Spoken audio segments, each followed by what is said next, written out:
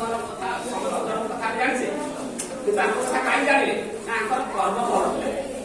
ବୁଝି ଯଦି କର୍ମ ଭଲ ରହିବ ତାହେଲେ ସମସ୍ତେ ଭଲ ରହିବେ। ଆମେ ଘରେ କଣ ହଉଛି ଆମ ସମସ୍ତଙ୍କ ଜନ୍ମଦିନ କେହି ଜଣ ପାଳନ ଘର ଲୋକ ପାଳନ କରନ୍ତି ବାହାର ଲୋକ ପାଳନ କଲେ ଯେତେବେଳେ ତମ ଜନ୍ମଦିନକୁ ବାହାର ଲୋକ ପାଳନ କରିବେ ତମେ ଜାଣେ ମୋର କର୍ମ କିଛି ଭଲ ହେଇଛି ନା ନାହିଁ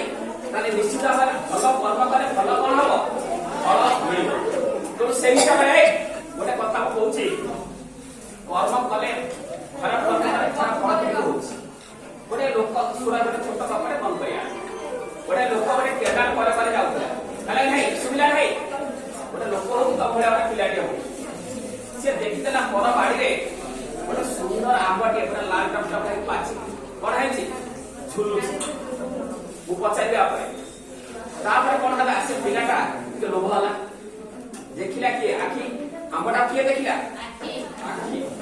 ତେଣୁ ତାର ମନ ହେଲା ଖାଇବା ପାଇଁ କୋଉଥିରେ ଗଲା ସିଏ ଗୋଡରେ ଗଲା ତା ଛିଣ୍ଡେଇଲା କୋଉଥିରେ ହାତରେ ଆଖି ଦେଖିଲା ଗଲା କୋଉଥିରେ ଛିଣ୍ଡେଇଲା କୋଉଥିରେ ଖାଇଲା ପାଟି ଜୀବରେ ବାଜିଗଲା ଖଟା ମିଠା ଟେଷ୍ଟ ଅନୁଭବ କିଏ କଲା ଜୀବ ଖାଇସାରିଲା ପରେ ସେ ଜୀବ ରଖିବ ସେ କୋଉଠି ପଳେଇବ ସେଇ ସମୟରେ ସେ ଦେଖିଥିଲା କିଏ ମାଲିକ ଦେଖିଥିଲା କହିଲା ଗୋଟେ ଚୋରଟା ଆଉ ଆସି କଣ ହେଲା ଚାରି ବାହାରେ ସେମିଥିଲା ତାହେଲେ ଦେଖିଥିଲା କିଏ ଆଖି ଆଣିଲା କିଏ ହାତ